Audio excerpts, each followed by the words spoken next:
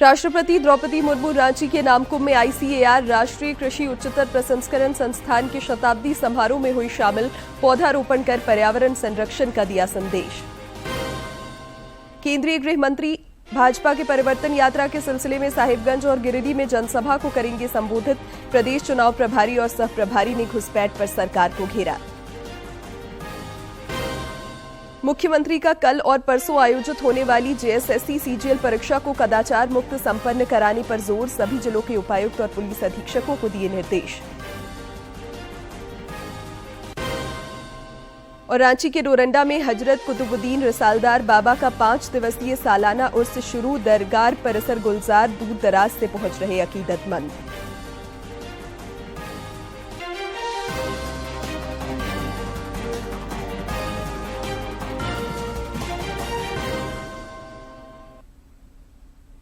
नमस्कार, खबरें झारखंड में आपका स्वागत है। मैं हूं शिवानी कुमारी और अब समाचार विस्तार से।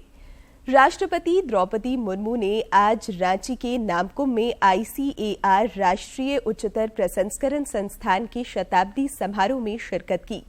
इस दौरान उन्होंने एक पेड़ मां के नाम अभियान के तहत पौधारोपण कर पर्यावरण संरक्षण का संदेश दिया। शताब्दी समारोह में केंद्रीय कृषि मंत्री शिवराज सिंह चौहान, केंद्रीय रक्षा राज्य मंत्री संजय सेठ, राज्यपाल संतोष कुमार गंगवार और मुख्यमंत्री हेमंत सोरेन भी मौजूद थे। राष्ट्रपति ने इस मौके पर विभिन्न स्टॉलों पर भ्रमण कर कृषि वैज्ञानिकों और प्रगतिशील किसानों से संवाद किया।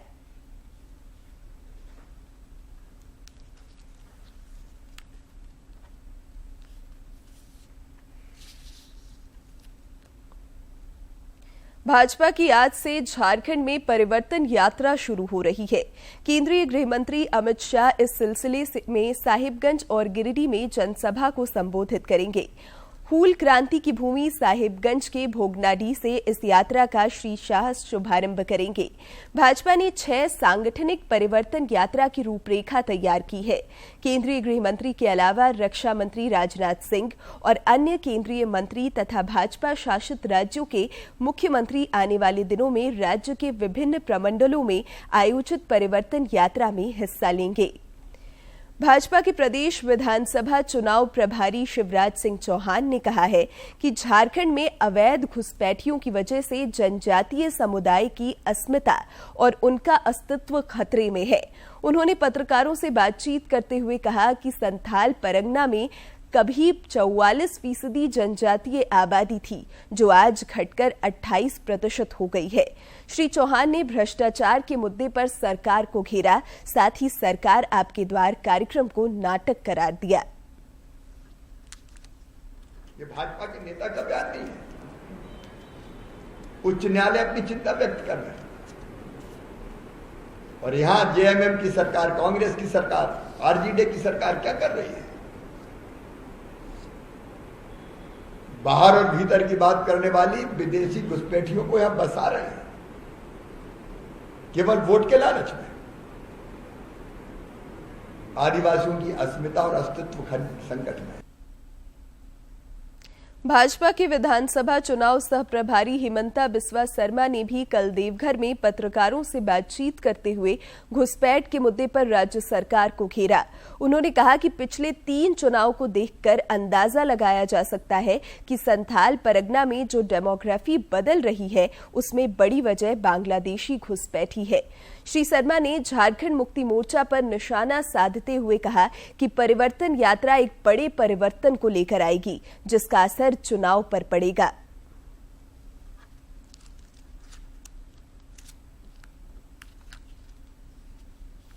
में जो डेमोग्राफी चेंज हो रहा है, ये भाजपा को बोलने का जरूरत नहीं है। झारखंड हाईकोर्ट बोल रहा है और सारा जनता बोल रहा है।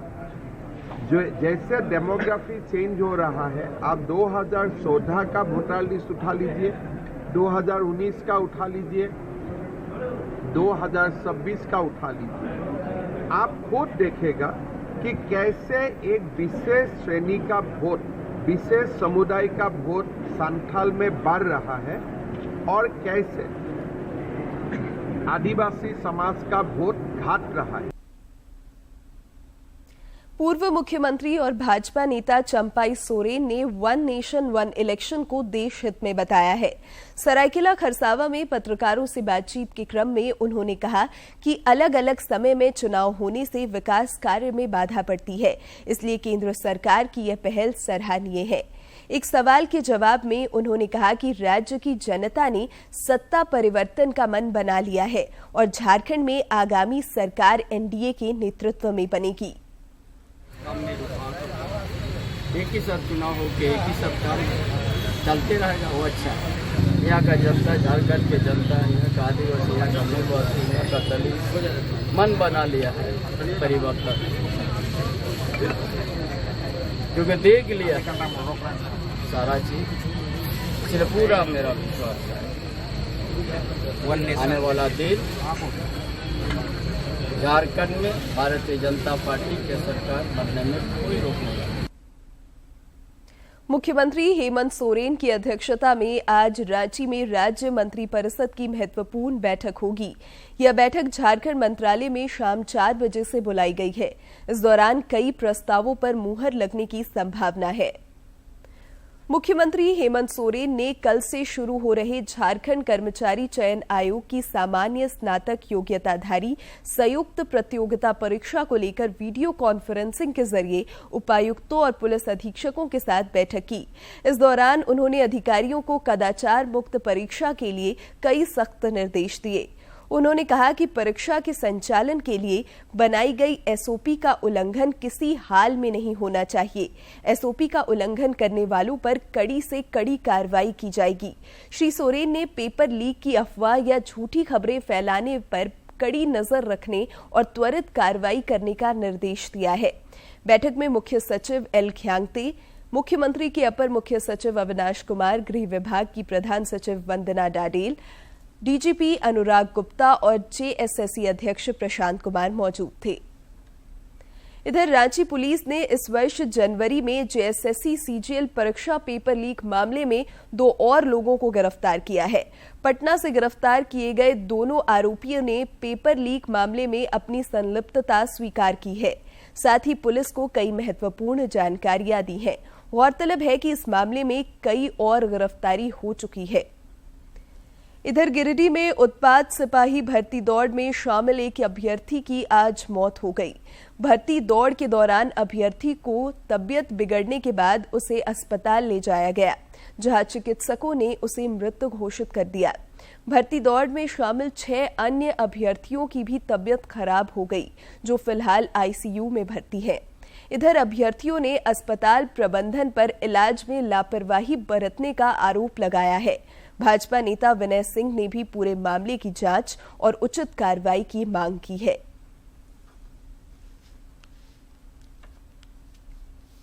पांच सिपाहियों की दौड़ हो रही है, उसी में और यहाँ प्रशासन के सपोर्ट कर रहे, यहाँ का जितना भी है वार्ड का जितना भी है बहुत लापरवाही कर रहा है। झारखंड उच्च न्यायालय ने शिक्षा के व्यवसायीकरण पर तल्ख टिप्पणी की है। अदालत ने एक बच्चे के नामांकन मामले से संबंधित जनहित याचिका की सुनवाई करते हुए मौखिक टिप्पणी करते हुए कहा कि केवल धार्मिक दिखावे से धार्मिक उपदेशों और सिद्धांतों का क्रियान्वयन नहीं हो जाता। महापुरुषों का उद्देश्य गरीबों और समाज के अंतिम व्यक्ति तक शिक्षा का प्रसार करना था, व्यापार और बड़े बड़े घरानों के बच्चों को शिक्षित करना नहीं था। पीएम विश्वकर्मा योजना की पहली वर्षगांठ पर आज महाराष्ट्र के वर्धा में आयोजित कार्यक्रम में प्रधानमंत्री नरेंद्र मोदी शामिल हो रहे हैं। इस दौरान उन्होंने प्रदर्शनी का भी अवलोकन किया।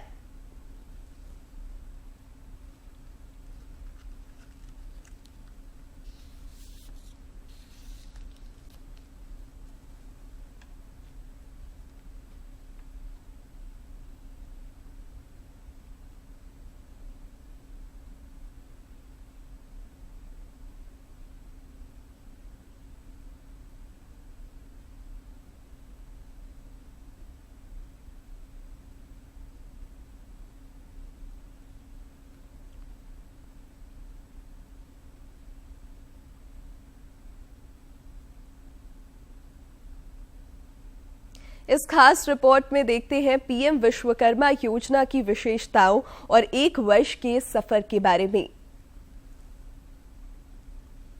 प्रधानमंत्री नरेंद्र मोदी महाराष्ट्र के वर्धा में केंद्र और राज्य सरकार की विभिन्न योजनाओं के लाभार्थियों से मिलेंगे।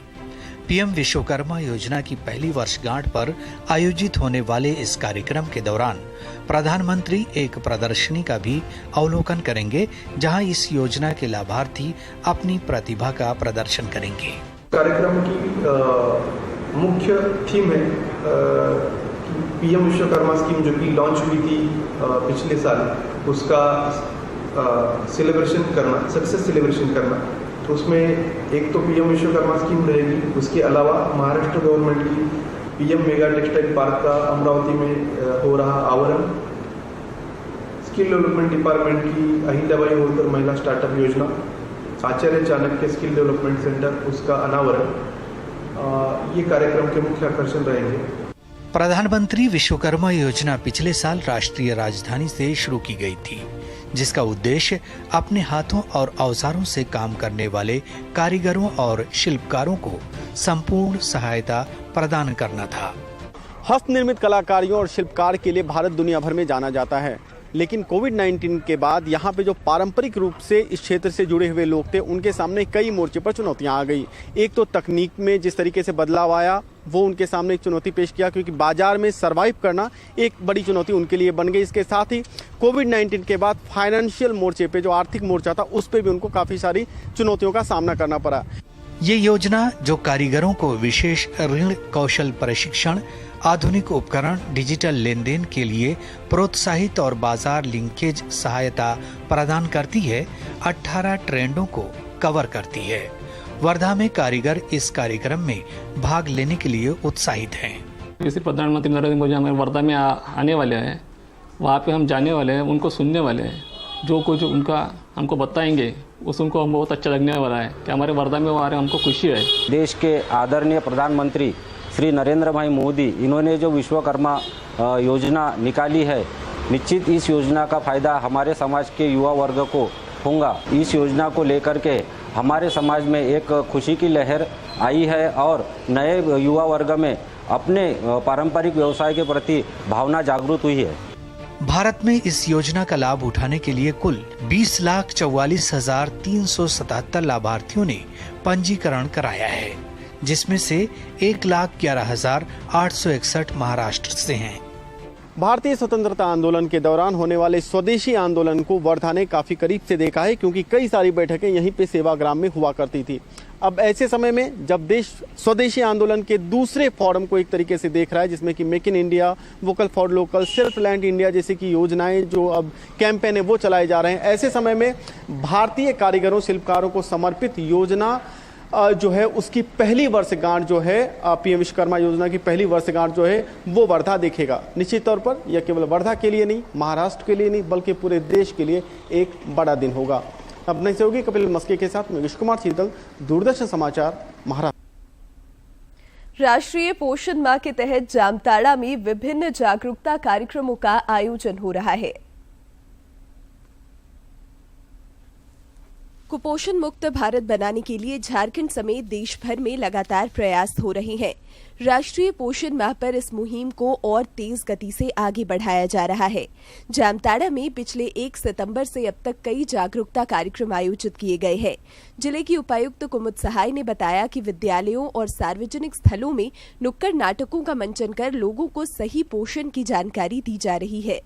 नुक्कड़ नाटक के माध्यम से महिलाओं में खासकर किस प्रकार एनीमिया होती है, उसे कैसे दूर किया जाए, या फिर जो अशुद्ध पेयजल है उसको किस तरह से शुद्ध करके पिया जाए, हम कौन सा जल ले, कौन सा जल नहीं ले, इस पर भी प्रकाश डाला गया नुक्कड़ नाटक के माध्यम से।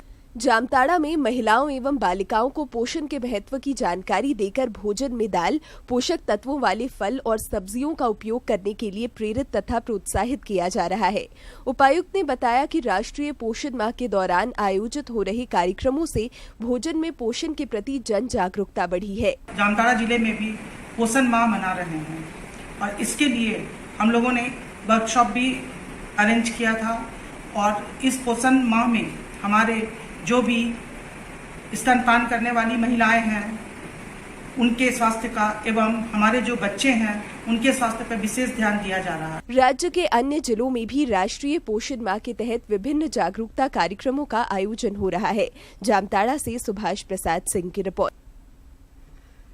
जामताड़ा जिले के तांबाजोड़ स्थित पीएम श्री जवाहर नवोदय विद्यालय में जिले के उपायुक्त कुमुद सहाय ने कला उत्सव का उद्घाटन किया।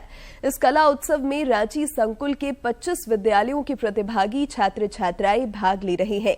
उत्सव के दौरान वाद्य यंत्र वादन, नृत्य, थिएटर और कथा वाचन प्रतियोगिताएं आयोजित हो रही है। इस मौके पर उपायुक्त ने छात्र छात्राओं द्वारा लगाए गए आर्ट एंड क्राफ्ट, थिएटर और पेंटिंग प्रदर्शनी का अवलोकन किया तथा प्रतिभागियों का हौसला बढ़ाया। साहिबगंज के उपायुक्त हेमंत सती ने कार्यालय प्रकोष्ठ में कृषि विभाग की समीक्षा की। इस दौरान उन्होंने बताया कि किसानों को आत्मनिर्भर बनाने के लिए विभिन्न स्तरों पर प्रयास किए जा रहे हैं। महिला सशक्तिकरण के लिए JSLPS के माध्यम से महिला समूह का चयन कर सब्जी, मटर और बटन मशरूम की खेती में प्रशिक्षण दिया जाएगा। अंबाडीहा, मंडरो, ललमटिया, राजमहल, तेलो, बोरियो और तालझारी में 15 अक्टूबर से बटन मशरूम की खेती शुरू होगी। इसे लेकर स्थल चयन का काम पूरा कर लिया गया है। और अब देखते हैं फटाफट अंदाज में जिलों की खबरें।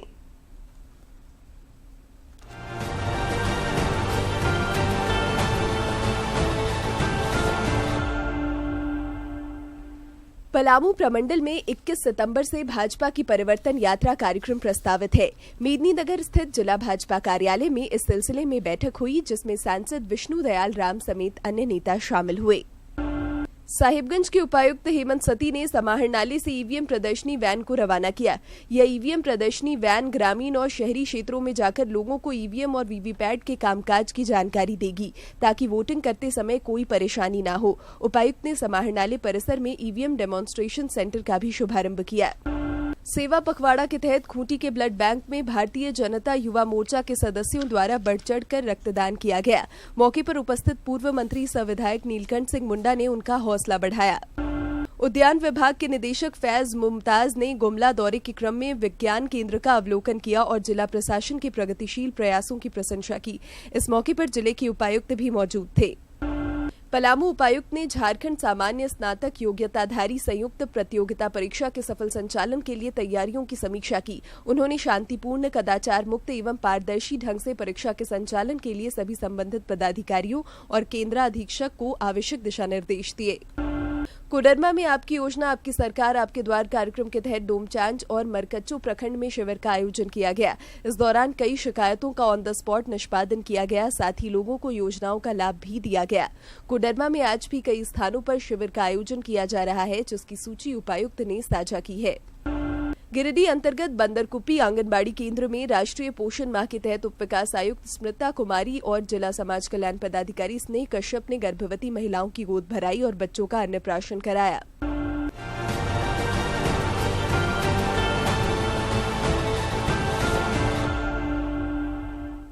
रांची के डोरंडा स्थित हजरत कुतुबुद्दीन रसालदार शाह बाबा का सालाना उर्स मुबारक शुरू हो गया है। इस 5 दिवसीय उर्स में दूर दराज से अकीदतमंद पहुंच रहे हैं। दरगाह परिसर के बगल के मैदान में मेले का आयोजन किया जा रहा है। दरगाह में चादरपोशी और दरगाही कवालियों का आयोजन हो रहा है।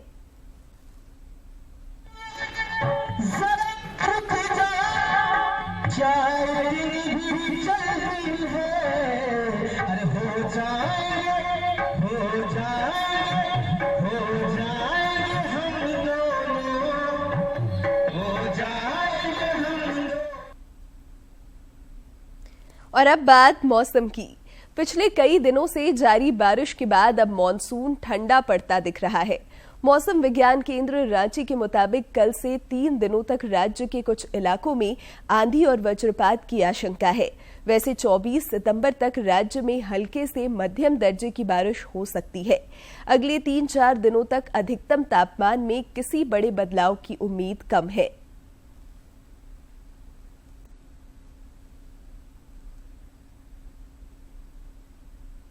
प्रधानमंत्री नरेंद्र मोदी 29 सितंबर को आकाशवाणी पर मन की बात कार्यक्रम के माध्यम से देश विदेश के लोगों के साथ अपने विचार साझा करेंगे। आम लोग इस कार्यक्रम को लेकर विचार और सुझाव टोल फ्री नंबर 1800-117800 पर दे सकते हैं। नरेंद्र मोदी ऐप या माईगॉव ओपन फोरम पर भी विचार साझा किए जा सकते हैं। एक नजर डालते हैं आज के इतिहास पर। 20 सितंबर साल 1519 को फर्डिनेंड मैगलन ने स्पेन से पृथ्वी के चारों ओर परिक्रमा करना शुरू किया। फर्डिनेंड मैगलन एक पुर्तगाली खोजकर्ता थे जिन्हें दुनिया की परिक्रमा करने वाले पहले अभियान के मास्टरमाइंड का श्रेय दिया जाता है। मैगलन ने अपनी यात्रा 5 जहाजों और 270 यात्रियों के कमान के साथ की। रास्ते में फर्डिनेंड और उसके साथियों को भूख, तूफान और युद्धों का सामना करना पड़ा। वे फिलीपींस में एक लड़ाई में मारे गए। हालांकि उसके 5 जहाजों में से एक जहाज ने अंत तक पूरी दुनिया का चक्कर लगाया और सफलतापूर्वक अपना लक्ष्य हासिल किया। 20 सितंबर साल 1933 को डॉक्टर एनी बेसेंट का निधन मद्रास यानी आज के चेन्नई में हुआ। जिस देश ने भारत पर हुकूमत की, वहीं के नागरिक होने के बावजूद एनी बेसेंट ने भारत से प्रेम किया। उनके जीवन का लक्ष्य था हिंदू समाज और उसकी आध्यात्मिकता में आई हुई विकृतियों को दूर करना। साल 1916 में उन्होंने लोकमान्य तिलक के साथ स्वराज के लिए होम रूल लीग आंदोलन शुरू किया। वे भारत को ही अपनी मातृभूमि और कर्म भूमि समझती थीं। उन्होंने महामना मदन मोहन मालवीय के साथ मिलकर बनारस में हिंदू विश्वविद्यालय की स्थापना में महत्वपूर्ण भूमिका निभाई। जीवन भर एनी बेसेंट ने कर्म को ही अपना मूल मंत्र माना। हेल्थ सेगमेंट में आइए पाचन तंत्र से जुड़ी ये रिपोर्ट देखते हैं। बेहतर पाचन हमारे समग्र स्वास्थ्य और पाचन तंत्र दोनों के लिए महत्वपूर्ण है। स्वस्थ पाचन तंत्र भोजन से पोषक तत्वों को अवशोषित करने में सहायता करता है और ये सुनिश्चित करता है कि शरीर को आवश्यक विटामिन, खनिज और अन्य पोषक तत्व मिलते हैं। भोजन को पोषक तत्वों में तोड़ने के लिए पाचन महत्वपूर्ण है, जिसका उपयोग शरीर ऊर्जा, विकास और कोशिकाओं के निर्माण के लिए करता है। रक्त द्वारा उन्हें अवशोषित करने और पूरे शरीर की कोशिकाओं तक ले जाने से पहले भोजन और पेय पदार्थ को पोषक तत्वों के छोटे अणुओं में बदलना चाहिए। पाचन वो प्रक्रिया है जिसमें भोजन को यंत्रिकीय और रासायनिक रूप में छोटे छोटे घटकों में विभाजित कर दिया जाता है, जिससे रक्त धारा में अवशोषित किया जा सके। पाचन एक प्रकार की अपचय क्रिया है, जिसमें आहार के बड़े अणुओं को छोटे छोटे अणुओं में बदल दिया जाता है। हमारी जीवन शैली का प्रभाव हमारे पाचन पर पड़ता है। डाइजेशन हमारे खाने को छोटे छोटे पार्टिकल्स, मॉलिक्यूल में तब्दील कर देता है, जो कि एब्जॉर्प्शन के बाद हमारे शरीर में एसिमिलेट हो जाते हैं, जिससे हमें ऊर्जा मिलती है, हमारी ग्रोथ एंड डेवलपमेंट के लिए आवश्यक है और वियर एंड टियर को रिपेयर करने के लिए।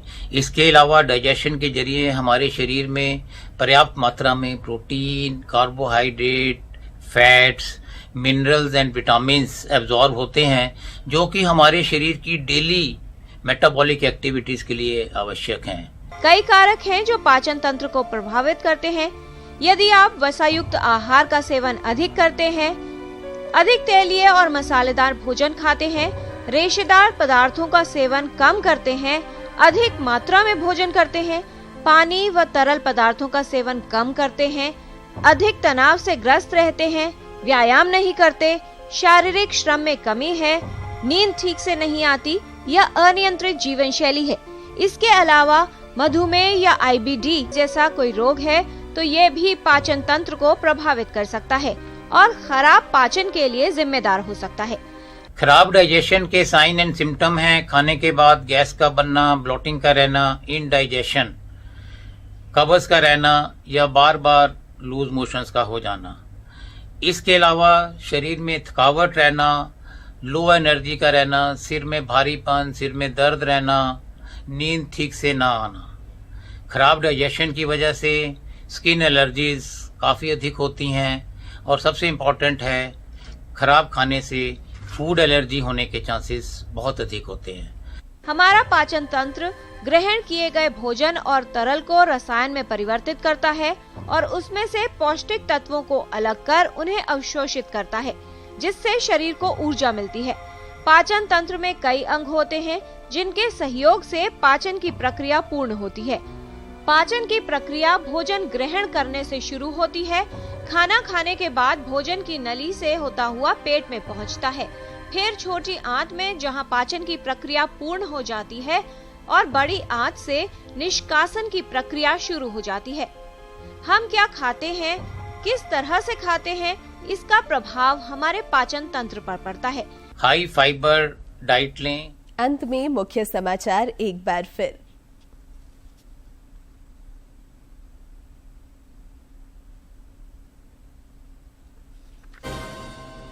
राष्ट्रपति द्रौपदी मुर्मू रांची के नामकुम में ICAR राष्ट्रीय कृषि उच्चतर प्रसंस्करण संस्थान के शताब्दी समारोह में हुई शामिल, पौधारोपण कर पर्यावरण संरक्षण का दिया संदेश। केंद्रीय गृह मंत्री भाजपा की परिवर्तन यात्रा के सिलसिले में साहिबगंज और गिरिडीह में जनसभा को करेंगे संबोधित। प्रदेश चुनाव प्रभारी और सह प्रभारी ने घुसपैठ पर सरकार को घेरा। मुख्यमंत्री का कल और परसों आयोजित होने वाली JSSC CGL परीक्षा को कदाचार मुक्त संपन्न कराने पर जोर, सभी जिलों के उपायुक्त और पुलिस अधीक्षकों को दिए निर्देश।